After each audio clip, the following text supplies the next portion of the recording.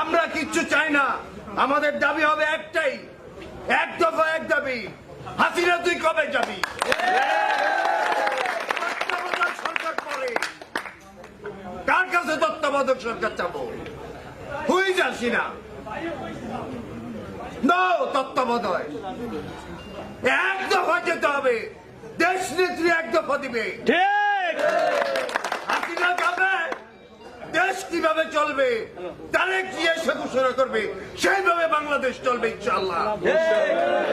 1971 সালে রাজনৈতিক নেতারা তোমরা বেগে গিয়েছিল, একজন আনকোরা মেজর কালুরঘাট প্রেসার কেন্দ্র থেকে বলেছে I declare Major Jia independent of Bangladesh। তারা এক ঘোষণায় সারা পৃথিবী থেকে অস্ত্র এসেছে।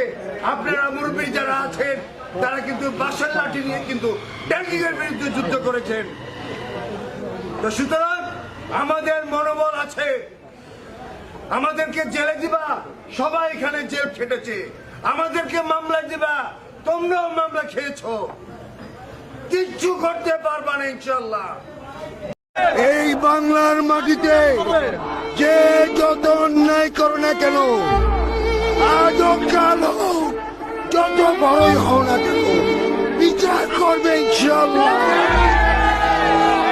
যদি বিএনপি গণতান্ত্রিক দলই না হয়, স্বাধীনতা ঘোষণার পরের থেকে এই পর্যন্ত তোমাদের একটা জনসভা দেখাও যেখানে 2-3 দিন আগে মানুষকে রান্না করে না খেয়ে নেতাদের কথা শোনার জন্য তারা বসে আছে।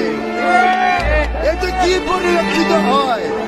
সাধারণ মানুষ আজকে চাল ডাল তেলের দাম, তুমি বিভিন্ন প্রজেক্টের নামে হাজার হাজার কোটি টাকা দুর্নীতি করে আজকে আমার খেতে যাওয়া মানুষরা খেতে পারছে না, বলতে পারছে না।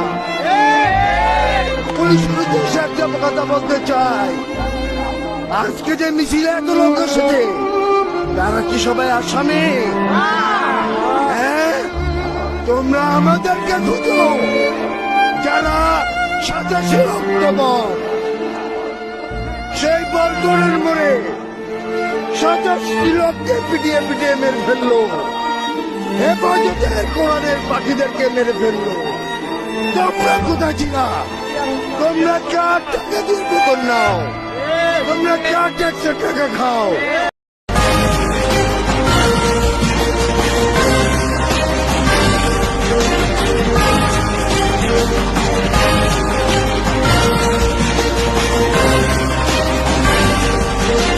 বর্তমান চলমান রাজনৈতিক প্রেক্ষাপট অনুযায়ী কেন্দ্রীয় ঘোষিত যে সকল কর্মসূচি দেওয়া হবে, সকল কর্মসূচি অনুযায়ী জেলা বিএনপির সংগ্রামী সদস্য আনোয়ার ইসলাম পলাশ সকল কর্মসূচি অংশ হিসেবে সকল অঙ্গ সংগঠনের নেতৃবৃন্দকে নিয়ে চলমান কর্মসূচি পালন করবে। টি